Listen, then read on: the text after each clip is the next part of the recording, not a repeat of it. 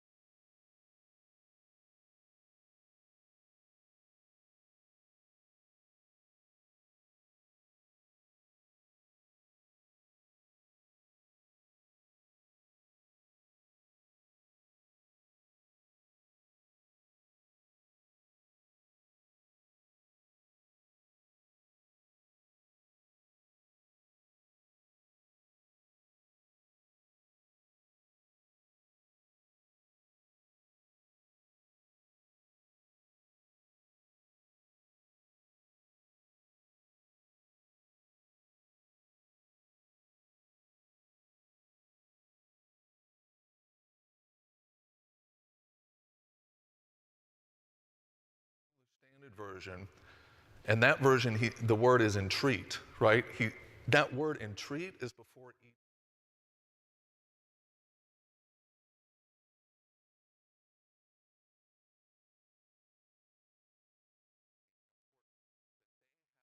Back and agree.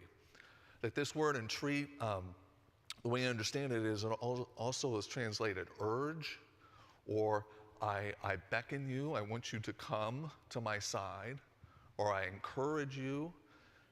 And so what Paul is telling these two women is he wants them, he's encouraging them, he's urging both of them equally that they have to agree.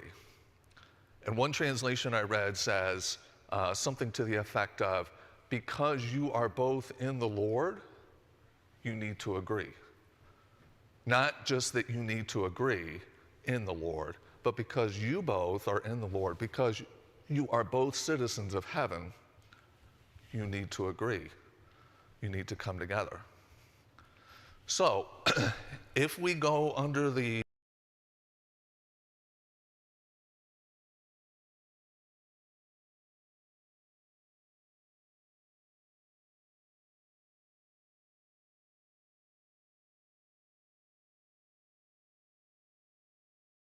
specifically.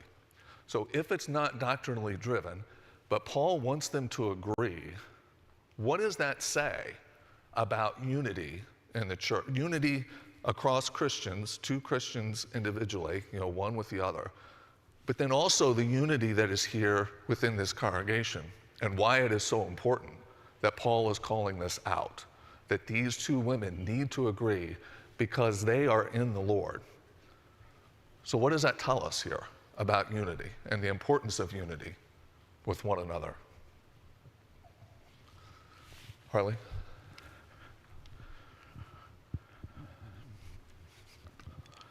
It's what Jesus said about leaven. Little leaven leavens the whole lump. So a little disunity can disrupt a whole lot of unity. Okay. So it's kind of contagious and it spreads. Okay. So it's not a good thing to have. And how so? Can you expand on that?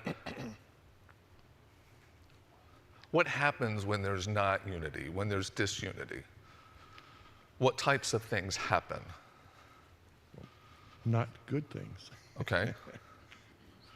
And what are those not good things?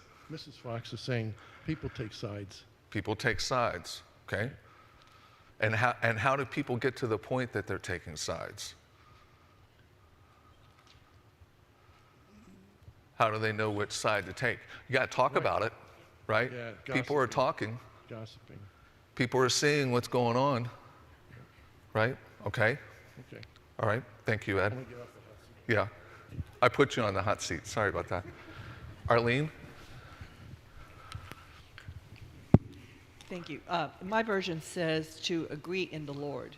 To agree in the Lord? And what Ed was kind enough not to say was it causes murmuring, divisions, all this snapping and snippiness. And congregations break up about these kinds of things. So Yep. disunity is very detrimental to the unity of the church, to the congregations. And hurt feelings, the devil's in his glory, enjoying how he starts all that murmuring. And we really need to have a nip it in the bud type of attitude and not allow those kinds of, sometimes it's just, sometimes it's just hormones. And just vent it and get over it. Let's move on. And sometimes we have to do that kind of thing. It just recognize it as what it is, hurt feelings, and if we don't nip it in the bud, it can cause serious divisions. Yeah. So to that point, Arlene, we've talked over several weeks, right? Some of the words and the language that Paul uses in this book, that's very militaristic, right? He uses terms like battle, striving, laboring, working, the enemy. We looked at the Philippians 3 and verse, 16 or 17, enemies of the cross. So this whole idea of the battle externally, outside the church or outside us as Christians, one with another. There's enough going on outside, right? And if we're not all together, pulling together and working together, if there's strife within, then the enemy's starting to win, right? There's cracks, there's fissures, right? There's gossip, people are taking sides, and that's what can lead to, it falling apart, right? Okay, so this idea of unity and agreeing, does that mean that they have to think exactly the same thing on every single thing? What is it, this idea of unity that he's talking about? Because again, if we're going under the principle or the idea that this disagreement is non-doctrinal, so it's probably a matter of opinion, maybe it's hurt feelings, whatever it might be. How do we need to think about, okay, well, how do I have this unity, or how do I have this same mind with my fellow Christians when I know I'm not going to think exactly the same thing one with another? Julene, did you have your hand up? It's really all about humbling yourself as Christ, like you said in chapter 2. Yep. Have this mind in you. Yep. And so when you think about it with the two women, it was probably a position of pride that one would not back down on her opinion, and so it can't go forward that way. It can only be divisive unless someone humbles themselves before the other. Yeah, great point. Sean, did you have your hand up? I think it's interesting too, and again, like you're saying, he says a lot in a little space. He just says fix it. Your only option is to fix it. Yep. And so, to me, at least the implication for us is, and there are a couple, is like one of them isn't, well, one of you pick one congregation to worship at, and one of you pick another congregation to worship at. It's not like, let's just go our separate ways, because that's not unity. It's figure it out and fix it, and that is your only option. Right. That's a great point.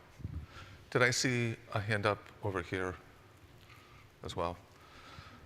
Okay, so going back to something that Julene said, we're going to look at this, depending on how far we get, in verse 5. One of the things that he says about this reasonableness, or let your reasonableness be known to every man. This idea of reasonableness, I think that word, the way I understand that word is let your consideration, or let your graciousness, or let your subservientness, if you will, humbling yourself, that going back to chapter 5, how can you be in Christ, right? Or going back to chapter 2, how can you be in Christ? Everything that Christ did, here was the creator of the universe, and he humbled himself, that he went to the cross and sacrificed his life. How can you put yourself above that because it's something that you want, your own opinion, your own idea, right? And so when he says, let this mind be in you, it's not exactly that everybody's thinking the exact same thing, but you have that mindset that I'm going to be willing to subject myself, my own opinions, my own desires, my own wishes for the benefit of others. This reasonableness that I'm going to let other people see, that they're going to know that it's not about myself. I'm not going to be self-centered. And so I think that's the issue that he's having to address here, right? And Sean, to your point, I think that's a great point because we don't find that in the scriptures that if you have a disagreement, you go find another church, right? It's you work it out.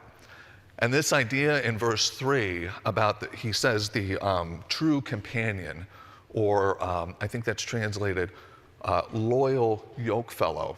There are some commentators that say that this might be a specific individual, that because Paul calls out 2 individuals by name in verse 2, that this idea here, this true companion, this loyal yokefellow, that this is an actual person, that's that person's name. Could be Epaphroditus, that he's the one that's carrying the letter. That's what I read, some commentators believe that.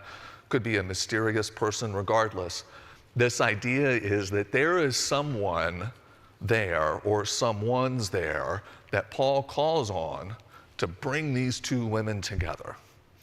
And so when there is a disagreement, the church, the individuals that are there, it's also a responsibility of them to see that and to take that on so that it doesn't, I think someone said, so that it doesn't fester. I think, Arlene, that was kind of your point as well, right? So it doesn't fester, it doesn't grow, it doesn't become something bigger, okay? Yeah, Derek? Yeah, humbling yourself is about seeing a bigger picture, right? It's about seeing perspective that whatever you're feeling or thinking or whatever is not the only thing that exists. And so whether it's humbling ourselves before God or humbling ourselves before others, we have to see a bigger picture there. And I think that's part of, and it's been said, you know, the part about in the Lord is key here, right? Because that's the bigger picture. Yep. And I guess I connect it maybe to some of the conversations I have with a couple of my kids who like to fight a lot. That, you know, I understand you guys don't like each other right now, but you do love each other. You are part of this family. I'm not going to tell one of you to go find another family just because you're in a disagreement right now. So we're going to take some time. We're going to think about what was said, what shouldn't have been said, how one of you could have done something differently and de-escalated this, and just kind of working through that problem. Of course, not all of that is here from Paul, but I do think that's, like you just said, Paul is encouraging the people that are involved in the greater situation to do some of that and say, hey guys, let's see the bigger picture here. Yeah. But like was well said by a couple, it's not go get away from each other forever. It's work through it and just see that bigger picture that you're in the Lord. That's what matters. Yeah. And we can do that from different angles, but we got to figure out how to be in the Lord together. Yeah, exactly. Great point. Yep. Yeah, you think about, I mean, I can't remember if we were talking about it this morning or somewhere today, you know, the whole idea about what Jesus did, you know, the night before that he was to be crucified, before he was to be turned over. You know, John 13, what did he do? You know, he washed the apostles' feet, right?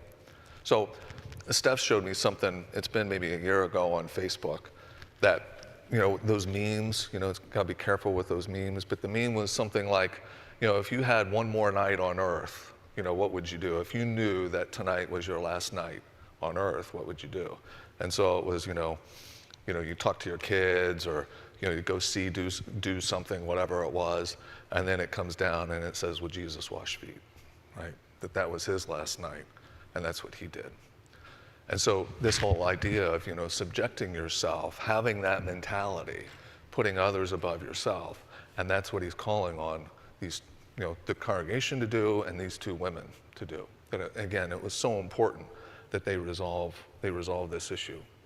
So when you think about, church unity, and maybe we have a few elders here in the class tonight, this idea of unity. So Rich, I'll look to you first. You're the one closest. Hopefully I'm not putting you on the hot seat. So how important is it as an elder, looking at this idea of unity, and as an elder looking at that and having that responsibility or duty to keep that unity?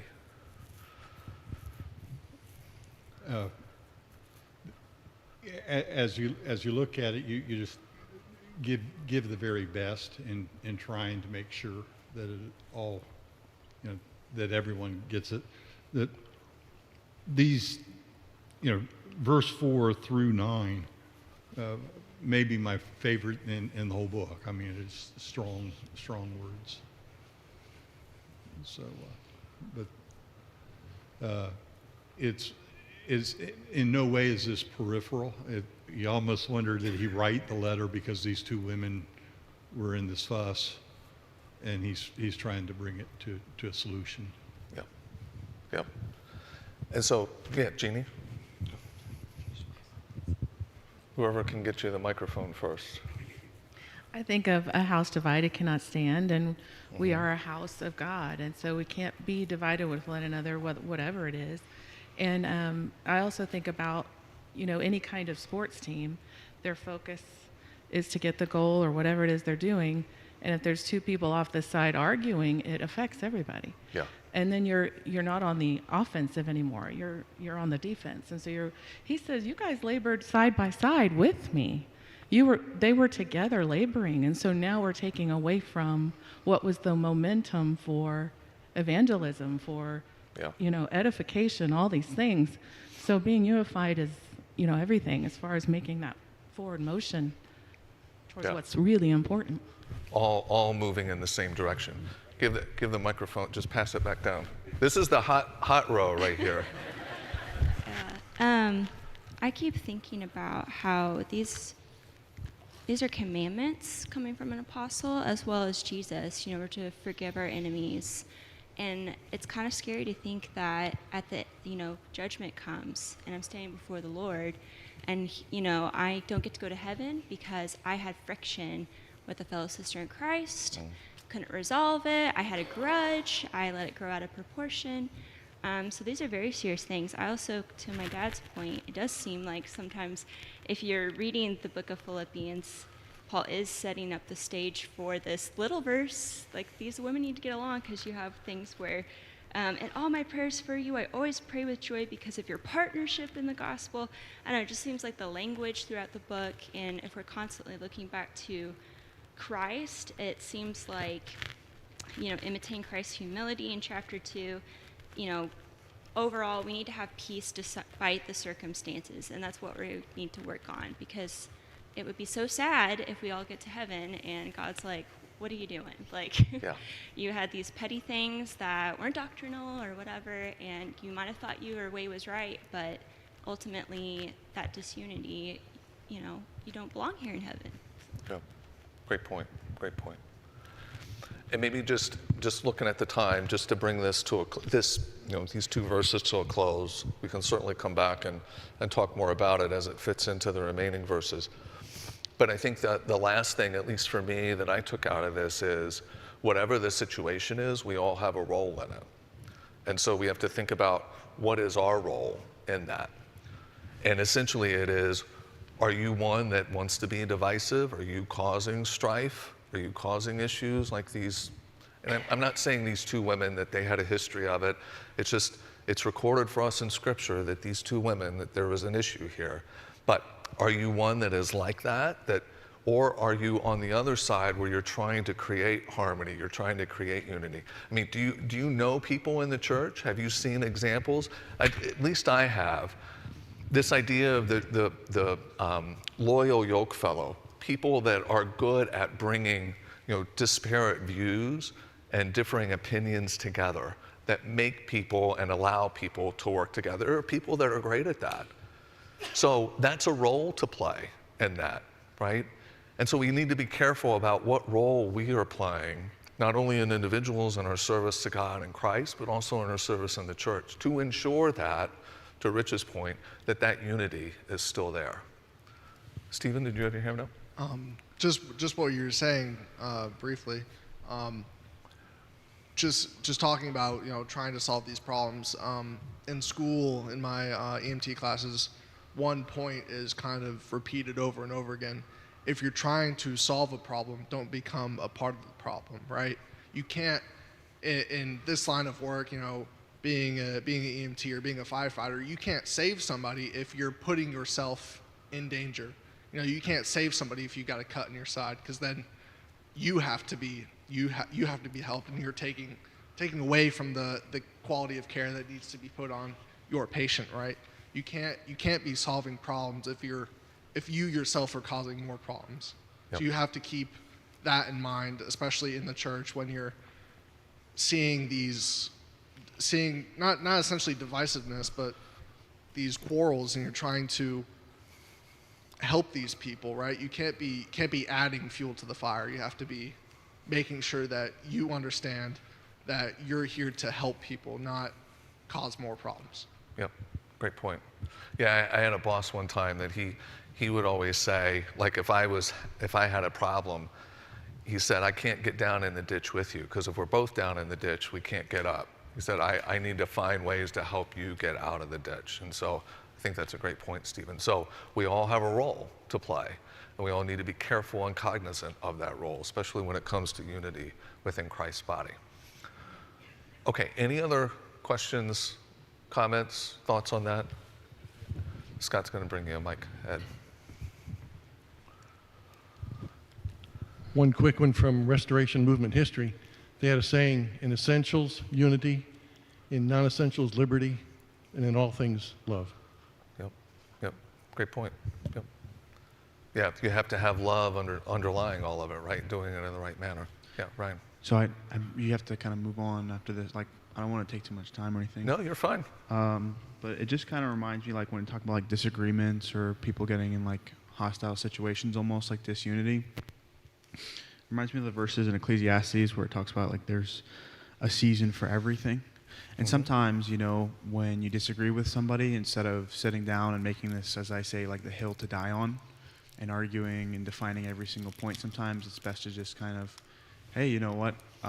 So long as we have a shared common goal, like she was referring to with, the doctrinal stuff, like the important stuff, it's not important for me to sit here and convince you that I feel like a really good example, my political policy or my thoughts in this situations are necessarily correct. Sometimes it's just like, hey, you have your way of thinking, I have my way of thinking, and if it's not really going to change, let's focus on what's really important.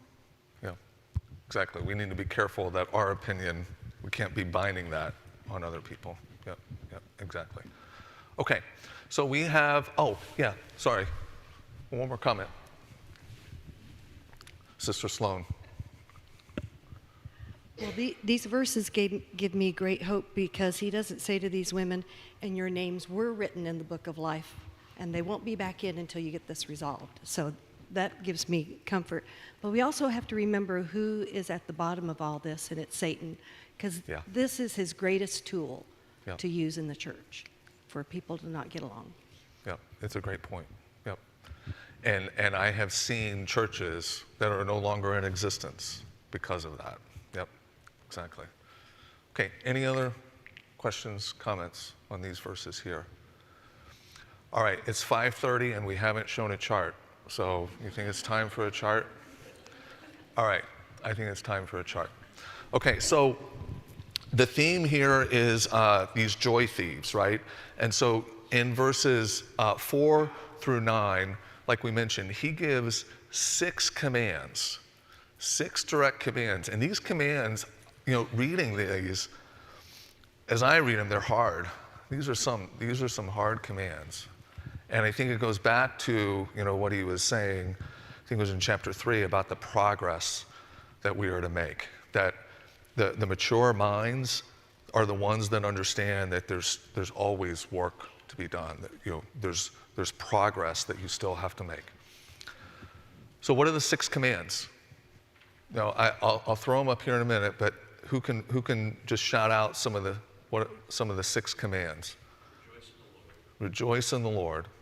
And he says, rejoice in the Lord always, which we'll talk about that in a minute. So rejoice in the Lord. That's one. It says rejoice twice.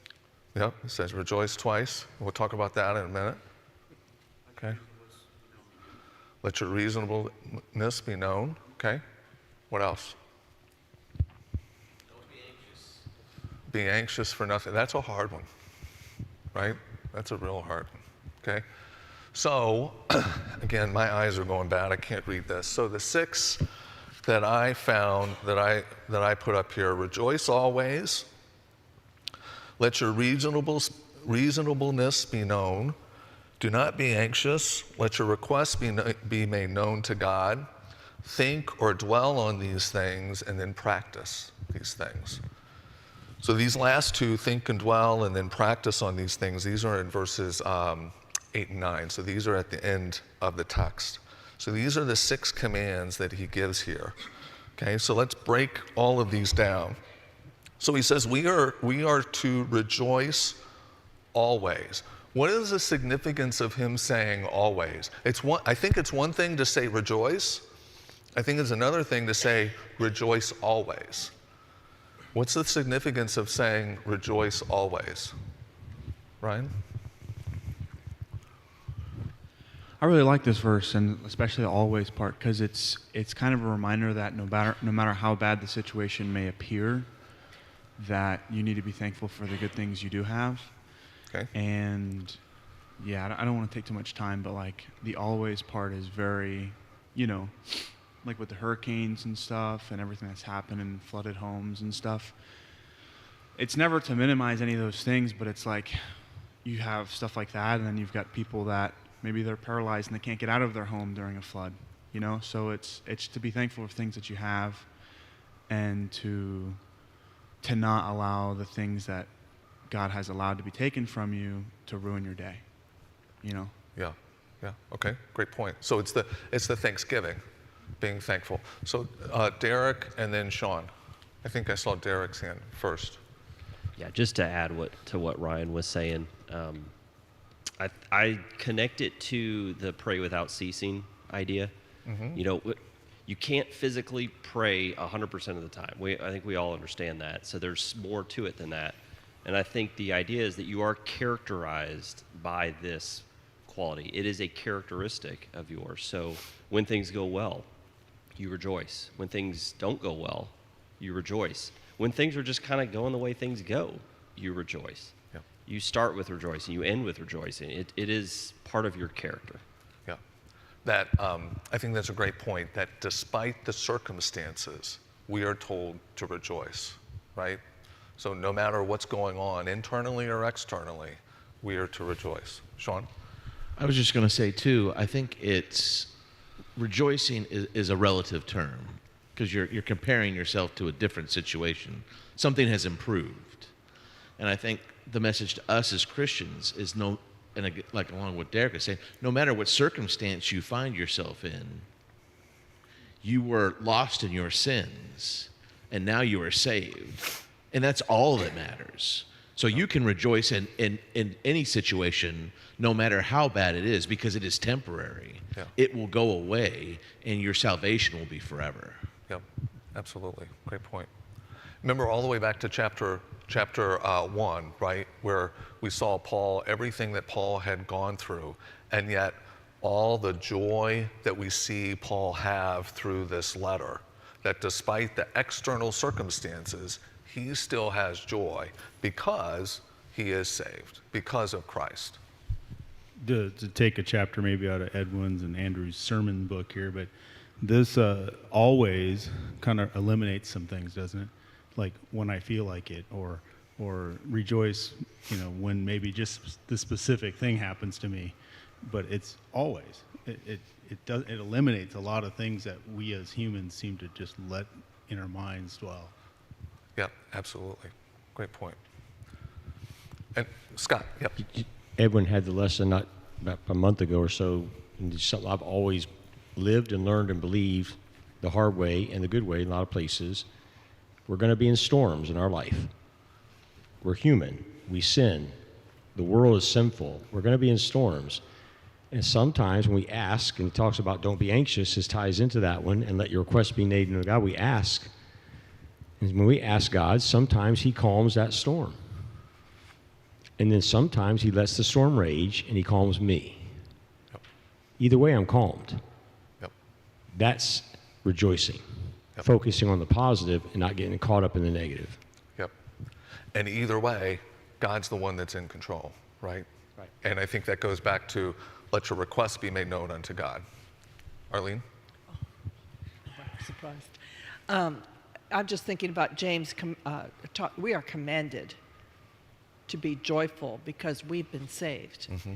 And no matter what happens in this temporary life, we were commanded, we have joy, and just a reminder that we're supposed to trust. So when we've gone through these storms, when we really understand and pray about this and have that peace that passes understanding, one of the first verses I ever learned, it's because I don't see the big picture, but I know that the Lord's in charge and he's taking care of it. And again, it's not my choice, and I think somebody mentioned it's not if I feel like it to be joyful. No, I was commanded. Yep. Yep. And to that point, because we are commanded, right, and because we have to be intentional with it, one other aspect I was thinking of with this rejoicing, this idea of rejoicing is in every aspect of our lives, right? No matter what facet it is in. Not just our Christian walk, not just in our service, not just on Sunday morning. It's as a worker, as a colleague, as a parent, as a teacher, as a spouse, whatever role you want to put on that, he tells us to rejoice, that has to be a part of who we are, right? This idea of rejoicing, this commandment that is there, okay? All right, any other thoughts, questions, comments on rejoicing before we go to the next one? Okay, this idea of reasonableness, I'm gonna make sure I read this right. This idea of reasonableness, that how this is interpreted is despite the adversity that is around us, or despite what's going on externally, this word means to be reasonable, gentle, considerate, or gracious.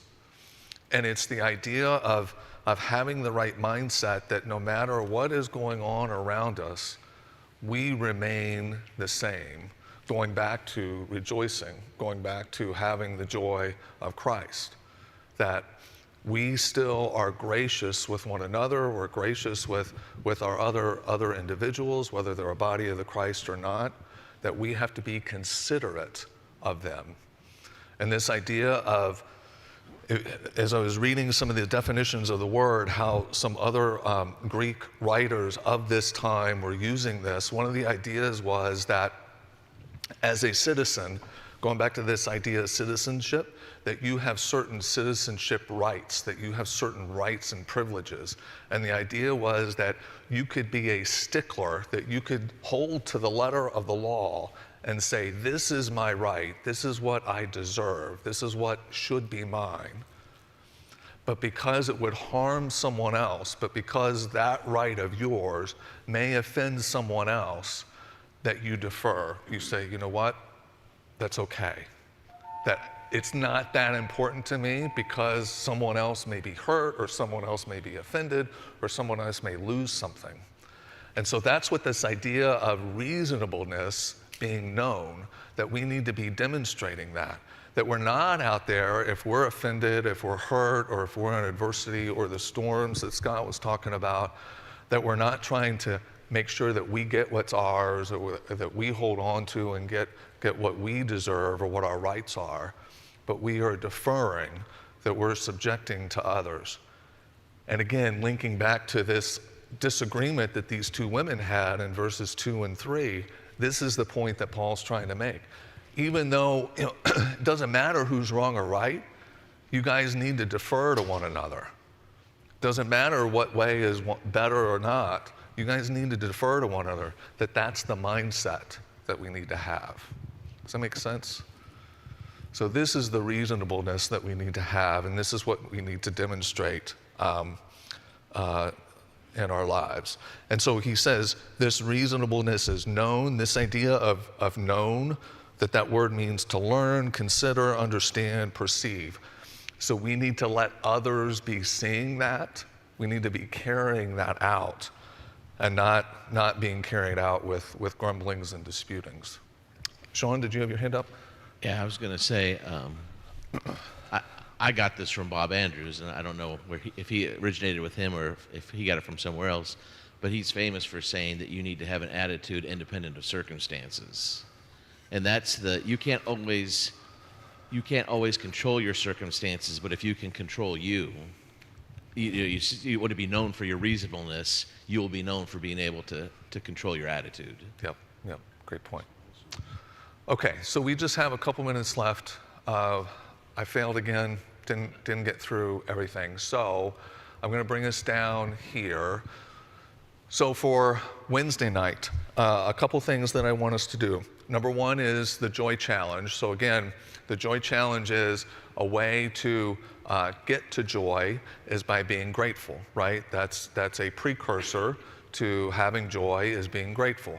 So the gratitude visit for us for Wednesday night is who is someone that you know that has helped maintain unity, whether it's unity in a one-on-one relationship, unity in the church, whatever that might be. Who is someone that you have observed that has helped maintain unity? So choose one of those individuals and let them know. Let them know how grateful you are for that. Send them a text, call them, write them a note. So that's number one. Number two, read or listen to all of Philippians. So now we're getting to the end of Philippians and we're seeing how all of this is tying together, right? And he's giving these practical applications now as he wraps up his letter. So read or listen to all the book of Philippians. I'll tell you, me personally, as I keep doing that, there are things that now come out to me in chapter 1 that I think, oh,